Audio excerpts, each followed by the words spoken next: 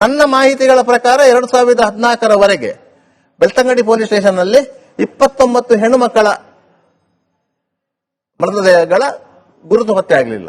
ಇವತ್ತಿಗೂ ಬೆಳ್ತಂಗಡಿ ಪೊಲೀಸ್ ಕೇವಲ 29 ಅಸಹಜ ರೀತಿಯಲ್ಲಿ ಸಾವಿಗೀಡೋದು ಇವತ್ತಿಗೂ ದಾಖಲೆ ಇದೆ, ಫೋಟೋಗಳಿವೆ, ಬೇಕಾದ್ರೆ ನೀವು ತಗೊಳ್ಬಹುದು. ಬಟ್ ಸ್ಟಿಲ್ 29 ಹೆಣ್ಣು ಮಕ್ಕಳು ಕೂಡ ಪ್ರಾಣವೇ ಅಲ್ವಾ? ಅವರ ಕುಟುಂಬಸ್ಥರಿಗೂ ಕೂಡ ಮಾಹಿತಿ ಗೊತ್ತಾಗ್ಬೇಕಲ್ವಾ? ಇದ್ರ ಪ್ರಯತ್ನ ಕಾನೂನಾತ್ಮಕವಾಗಿ ಪಾರದರ್ಶಕವಾಗಿ ನಡೀತಾ ಇದೆ. 9 ಹೆಣ್ಣು ಮಕ್ಕಳ ಮನೆ ಮಂದಿ ಪೊಲೀಸ್ ಸ್ಟೇಷನ್ಗೆ ಮಿಸ್ಸಿಂಗ್ ಕಂಪ್ಲೇಂಟೇ ಕೊಟ್ಟಿಲ್ಲ. ಪೊಲೀಸ್ ಸ್ಟೇಷನ್ಗೆ ಮಿಸ್ಸಿಂಗ್ ಕಂಪ್ಲೇಂಟೇ ಕೊಟ್ಟಿಲ್ಲ. ಇಲ್ಲಿ ಇವರು ಕೊಲೆಯಾಗಿದ್ದಾರೆ. ಪೊಲೀಸರು ಅವರ ಮನೆಯವರನ್ನು ಕರೆಸಿ ಮತ್ತೆ ಮಿಸ್ಸಿಂಗ್ ಕಂಪ್ಲೇಂಟ್ ಕೊಡಿಸಿದ್ದು, ಮತ್ತೆ ಅದನ್ನು 302ಗೆ ಕನ್ವರ್ಟ್ ಮಾಡಿದ್ದು. ಇಂತಹ ಘಟನೆಗಳಾಗ್ತದೆ. ಇದು ಕೇವಲ ಧರ್ಮಸ್ಥಳದಲ್ಲಿ ಮಾತ್ರ ಆಗುವುದಲ್ಲ, ರಾಜ್ಯದ ಯಾವುದೇ ನೀವು ಪೊಲೀಸ್ ಸ್ಟೇಷನ್ ವ್ಯಾಪ್ತಿಯನ್ನು ತಗೊಳ್ಳಿ, ಅಲ್ಲಿ ಇಂಥದ್ದೇ ಘಟನೆಗಳಿರ್ತದೆ. ಸರಿ, ಈಗ ಕಾವಂದರನ್ನ ಕಾಮಾಂಧ ಅಂತ ಕರೆದು ಧರ್ಮಕ್ಷೇತ್ರದ ಹೆಸರಲ್ಲಿ ಹೆಣ್ಣು ಮಕ್ಕಳ ಅತ್ಯಾಚಾರ ಕೊಲೆ ಆಗ್ತಿದೆ ಅಂತ ಹೇಳಿ ಸೌಜನ್ಯ ಪ್ರಕರಣವನ್ನು ಕೂಡ ಧರ್ಮಸ್ಥಳದ ಧರ್ಮಾಧಿಕಾರಿಗಳ ತಲೆ ಕಟ್ಟಿ ಸಾಧಿಸ್ಲಿಕ್ಕೆ ಹೊರಟಿರೋದು ಏನು ಅಂತ? ದುಡ್ಡು ಮಾಡುವಂತ ಸುಲಭದ ದಾರಿ. ಈ ಪ್ರಕರಣಗಳು ನೀವು ಮಾತಾಡಿದ ಪ್ರಕಾರ ಈ ಮೂಲ ಸಂತೋಷ್ ನಾಯಕ್ ಅಂತ ಹೇಳ್ತಾ ಇದ್ದೀರಿ. ಹೌದು. ಅವ್ರು ಯಾರು? ಸೋಮನಾಥ್ ನಾಯಕ್. ಸೋಮನಾಥ ನಾಯಕ್ ಅವರು ಗುರುವಾಯನಕೆರೆ ಅವರು. ಆಯ್ತಾ? ಅವರು 1981ರಲ್ಲಿ ಧರ್ಮಸ್ಥಳ ಗ್ರಾಮಾಭಿವೃದ್ಧಿ ಯೋಜನೆ ಅಂತ ಸ್ಥಾಪನೆ ಆದ ಸಂದರ್ಭದಲ್ಲಿ ಅವರು ಅದಕ್ಕೆ ಆ ಯೋಜನೆಗೆ ಸಂಬಂಧಪಟ್ಟಂತಹ ಕೆಲವೊಂದು ಮಾಹಿತಿಗಳನ್ನು, ಅದನ್ನು ಯಾವ ರೀತಿ ಮಾಡಬೇಕು ಎನ್ನುವುದನ್ನೆಲ್ಲ ಹೇಳಿಕೊಟ್ಟವರು ಮತ್ತು ಆ ಯೋಜನೆಯೊಟ್ಟಿಗೆ ಕೂತ್ಕೊಂಡವರು. ಅವರ ಹೆಂಡತಿ ಹೆಸರೆಂತದಿದೆ, ಅವರು ಆ ಯೋಜನೆಯ ಮ್ಯಾನೇಜರ್ ಆಗಿದ್ದವರು. ಒಂದೆರಡು ವರ್ಷಗಳಲ್ಲೇ ಆ ಯೋಜನೆ ವಿಸ್ತಾರ ಆಗುವಂತ ಸಂದರ್ಭ ಬಂತು. ಯಾಕಂದ್ರೆ ಬೆಳ್ತಂಗಡಿ ತಾಲೂಕಿಗೆ ಅದು ವ್ಯಾಪಿಸಿತು. ಆಗ ಸಹಜವಾಗಿ ಬೇರೆ ತಾಲೂಕುಗಳಿಂದ ಬೇಡಿಕೆಗಳು ಬಂತು.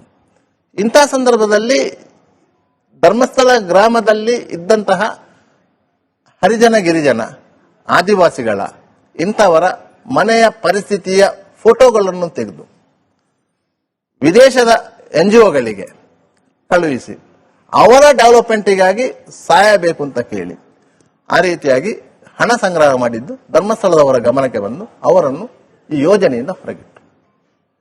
ಅದ ನಂತರ ಅವರು ಧರ್ಮಸ್ಥಳದ ಈ ಭೂಮಾಫಿಯಾ, ಆ ಕೇಸು, ಈ ಕೇಸು, 400 ಚಿಲ್ಲರೆ ಕೇಸು, 300 ಚಿಲ್ಲರೆ ಕೇಸು ಅಂತ ಹೇಳಿ ಅದನ್ನು ಅವರೊಂದು ಪುಸ್ತಕ ಬರೆಯುವುದು, ಆ ರೀತಿಯಾಗಿ ಬರೀತಾ ಇದ್ದಾರೆ. ಆ ರೀತಿಯ ವ್ಯಕ್ತಿಯವರು ಪ್ರತ್ಯೇಕ ಪ್ರಕರಣದಲ್ಲಿ ಜೈಲಿಗೂ ಹೋಗಿ ಬಂದಿದ್ದಾರೆ ಅನ್ನೋ ಮಾಹಿತಿ ಇದೆ. ಸತ್ಯವಾದ ಯಾವ ಪ್ರಕರಣ ಅದು? ಧರ್ಮಸ್ಥಳದ ವಿರುದ್ಧ ಅವರು ಮಾನಹಾನಿಕರವಾಗಿ ಕೆಲವೊಂದು ಲೇಖನಗಳನ್ನು ಬರೆದಿದ್ರು. ಅದಕ್ಕೆ ಸಂಬಂಧಪಟ್ಟ ಹಾಗೆ ಅವರು ಬೆಳ್ತಂಗಡಿ ಜೆಎಂಎಸ್ ನ್ಯಾಯಾಲಯದಲ್ಲಿ ಮಾನನಷ್ಟ ಮೊಕದ್ದಮೆಯನ್ನು ಹಾಕಿದ್ರು. ಸೊ ಸೋಮನಾಥ್ ನಾಯಕ್ ಅವರು ಇವತ್ತು ಏನೇ ಮಾತನಾಡ್ತಿದ್ರು ಕೂಡ ಪರ್ಸನಲ್ ವೆಂಜನ್ಸ್ ಅಂದ್ರೆ ವೈಯಕ್ತಿಕವಾದ ದ್ವೇಷದ ಸಲುವಾಗಿ ಖಂಡಿತವಾಗಿಯೂ. ಯಾಕಂತ ಹೇಳಿದ್ರೆ ಈ ಮಹೇಶೆಟ್ಟಿ ತಿಮ್ಮರೋಡಿ ಅವರೊಟ್ಟಿಗೆ ಸೇರಿಕೊಂಡ್ರು. ಅಲ್ಲಿಂದ ಈ ಪ್ರಕರಣವನ್ನು ಹೇಗೆ, ಯಾಕಂದ್ರೆ ಸೋಮನಾಥ ನಾಯಕ್ ಸ್ವಲ್ಪ ಕಾನೂನು ಬಲ್ಲವರು, ಬರವಣಿಗೆ ಗೊತ್ತಿದೆ. ಅವರು ಈ ಪ್ರಕರಣವನ್ನು ನಾವು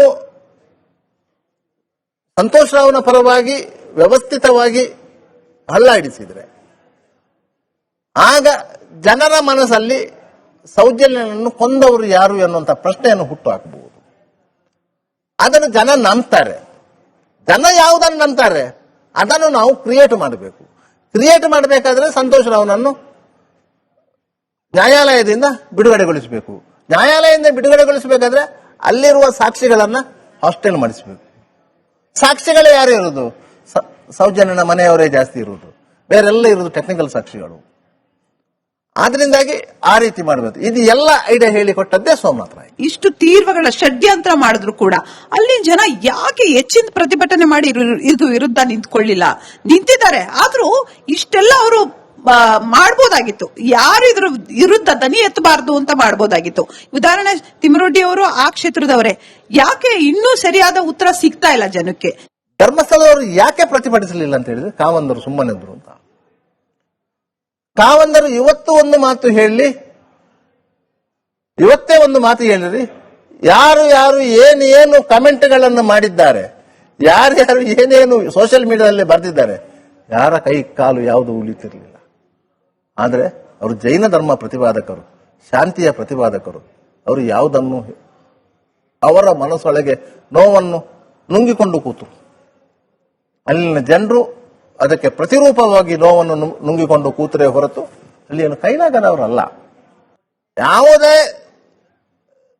ಅನಾಚಾರಗಳನ್ನ ಮಾಡದೆ ಅವರ ಹೆಸರಿಗೆ ಮಸಿ ಬೆಳೀತಿರುವಂತಹ ಈ ಸಮಾಜದಲ್ಲಿ ಅವರ ಸಪೋರ್ಟರ್ಸ್ ಅಂತ ಹೇಳಿಕೊಂಡು ಯಾರಾದ್ರೂ ಏನಾದ್ರೂ ಕ್ರಿಮಿನಲ್ ಕೃತ್ಯಗಳನ್ನು ಮಾಡಿದ್ರೆ ಅದು ಅವರ ತಲೆಗೆ ಕಟ್ಟಲಾಗ್ತದೆ.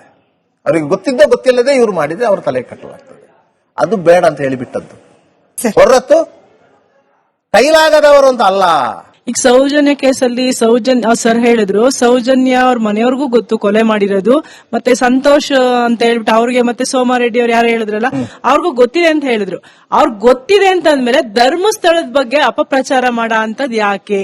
ಧಾರ್ಮಿಕ ಶ್ರದ್ಧಾ ಕೇಂದ್ರಗಳನ್ನ ಹೇಗೆ ಹೊಡಿಬೇಕು ಅಂತ ಹೇಳಿದ್ರೆ ಅದರ ಮೇಲೆ ದಾಳಿ ಮಾಡಲಿಕ್ಕೆ ಸಾಧ್ಯ ಆಗುದಿಲ್ಲ. ಜನರ ಭಾವನೆಗಳು ಅದರ ಸುತ್ತ ಮಡುಗಟ್ಟಿರ್ತವೆ. ಅಂತಹ ಸಂದರ್ಭದಲ್ಲಿ ಜನರ ಭಾವನೆಗಳನ್ನು ಹೊಡಿಬೇಕಾದ್ರೆ ಯಾವುದಾದ್ರೂ ಒಂದು ಭಾವನಾತ್ಮಕ ವಿಚಾರಗಳಿರಬೇಕು. ಆ ವಿಚಾರಗಳನ್ನು ಜನರ ಮುಂದೆ ತಂದು ಆ ಭಾವನೆಗಳನ್ನು ಹೊಡೆದ್ರೆ ಧಾರ್ಮಿಕ ಶ್ರದ್ಧಾ ಕೇಂದ್ರದ ಮೇಲೆ ಇರುವಂತಹ ಒಂದು ನಂಬಿಕೆ ಅದು ಇಳಿಮುಖವಾಗ್ತದೆ.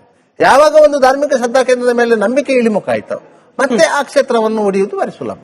ಇಷ್ಟು ತೀವ್ರಗಳ ಷಡ್ಯಂತ್ರ ಮಾಡಿದ್ರು ಕೂಡ ಅಲ್ಲಿ ಜನ ಯಾಕೆ ಹೆಚ್ಚಿನ ಪ್ರತಿಭಟನೆ ಮಾಡಿ ಇದು ವಿರುದ್ಧ ನಿಂತಿದ್ದಾರೆ. ಆದ್ರೂ ಇಷ್ಟೆಲ್ಲ ಅವರು ಮಾಡಬಹುದಾಗಿತ್ತು.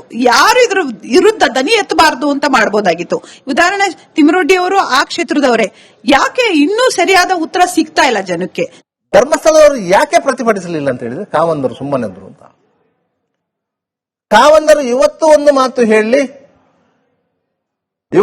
ಮಾತು ಹೇಳಿರಿ, ಯಾರು ಏನೇನು ಕಮೆಂಟ್ಗಳನ್ನು ಮಾಡಿದ್ದಾರೆ, ಯಾರ್ಯಾರು ಏನೇನು ಸೋಷಿಯಲ್ ಮೀಡಿಯಾದಲ್ಲಿ ಬರೆದಿದ್ದಾರೆ, ಯಾರ ಕೈ ಕಾಲು ಯಾವುದು ಉಳಿತಿರ್ಲಿಲ್ಲ. ಆದರೆ ಅವರು ಜೈನ ಧರ್ಮ ಪ್ರತಿಪಾದಕರು, ಶಾಂತಿಯ ಪ್ರತಿಪಾದಕರು. ಅವರು ಯಾವುದನ್ನು ಅವರ ಮನಸ್ಸೊಳಗೆ ನೋವನ್ನು ನುಂಗಿಕೊಂಡು ಕೂತು ಅಲ್ಲಿನ ಜನರು ಅದಕ್ಕೆ ಪ್ರತಿರೂಪವಾಗಿ ನೋವನ್ನು ನುಂಗಿಕೊಂಡು ಕೂತರೆ ಹೊರತು ಅಲ್ಲಿ ಏನು ಕೈಲಾಗದವರಲ್ಲ. ಯಾವುದೇ ಅನಾಚಾರಗಳನ್ನ ಮಾಡದೆ ಅವರ ಹೆಸರಿಗೆ ಮಸಿ ಬೆಳೀತಿರುವಂತಹ ಈ ಸಮಾಜದಲ್ಲಿ ಅವರ ಸಪೋರ್ಟರ್ಸ್ ಅಂತ ಹೇಳಿಕೊಂಡು ಯಾರಾದ್ರೂ ಏನಾದ್ರೂ ಕ್ರಿಮಿನಲ್ ಕೃತ್ಯಗಳನ್ನು ಮಾಡಿದ್ರೆ ಅದು ಅವರ ತಲೆಗೆ ಕಟ್ಟಲಾಗ್ತದೆ. ಅವರಿಗೆ ಗೊತ್ತಿದ್ದ ಗೊತ್ತಿಲ್ಲದೆ ಇವರು ಮಾಡಿದ್ರೆ ಅವರ ತಲೆಗೆ ಕಟ್ಟಲಾಗ್ತದೆ. ಅದು ಬೇಡ ಅಂತ ಹೇಳಿಬಿಟ್ಟದ್ದು ಹೊರತು ಕೈಲಾಗದವರು ಅಂತ ಅಲ್ಲ. ಈಗ ಸೌಜನ್ಯ ಕೇಸಲ್ಲಿ ಸರ್ ಹೇಳಿದ್ರು, ಸೌಜನ್ಯ ಅವ್ರ ಮನೆಯವ್ರಿಗೂ ಗೊತ್ತು ಕೊಲೆ ಮಾಡಿರೋದು, ಮತ್ತೆ ಸಂತೋಷ್ ಅಂತ ಹೇಳ್ಬಿಟ್ಟು ಅವ್ರಿಗೆ, ಮತ್ತೆ ಸೋಮಾರೆಡ್ಡಿ ಅವ್ರು ಯಾರು ಹೇಳಿದ್ರಲ್ಲ ಅವ್ರಿಗೂ ಗೊತ್ತಿದೆ ಅಂತ ಹೇಳಿದ್ರು. ಅವ್ರಿಗೆ ಗೊತ್ತಿದೆ ಅಂತ ಅಂದ್ಮೇಲೆ ಧರ್ಮಸ್ಥಳದ ಬಗ್ಗೆ ಅಪಪ್ರಚಾರ ಮಾಡ ಅಂತದ್ ಯಾಕೆ? ಧಾರ್ಮಿಕ ಶ್ರದ್ಧಾ ಕೇಂದ್ರಗಳನ್ನ ಹೇಗೆ ಹೊಡಿಬೇಕು ಅಂತ ಹೇಳಿದ್ರೆ ಅದರ ಮೇಲೆ ದಾಳಿ ಮಾಡಲಿಕ್ಕೆ ಸಾಧ್ಯ ಆಗುದಿಲ್ಲ. ಜನರ ಭಾವನೆಗಳು ಅದರ ಸುತ್ತ ಮಡುಗಟ್ಟಿರ್ತವೆ. ಅಂತಹ ಸಂದರ್ಭದಲ್ಲಿ ಜನರ ಭಾವನೆಗಳನ್ನು ಹೊಡಿಬೇಕಾದ್ರೆ ಯಾವುದಾದ್ರೂ ಒಂದು ಭಾವನಾತ್ಮಕ ವಿಚಾರಗಳಿರಬೇಕು. ಆ ವಿಚಾರಗಳನ್ನು ಜನರ ಮುಂದೆ ತಂದು ಆ ಭಾವನೆಗಳನ್ನು ಹೊಡೆದ್ರೆ ಧಾರ್ಮಿಕ ಶ್ರದ್ಧಾ ಕೇಂದ್ರದ ಮೇಲೆ ಇರುವಂತಹ ಒಂದು ನಂಬಿಕೆ ಅದು ಇಳಿಮುಖವಾಗ್ತದೆ. ಯಾವಾಗ ಒಂದು ಧಾರ್ಮಿಕ ಶ್ರದ್ಧಾ ಕೇಂದ್ರದ ಮೇಲೆ ನಂಬಿಕೆ ಇಳಿಮುಖ ಆಯ್ತು ಮತ್ತೆ ಆ ಕ್ಷೇತ್ರವನ್ನು ಹೊಡೆಯುವುದು ಬಹಳ ಸುಲಭ.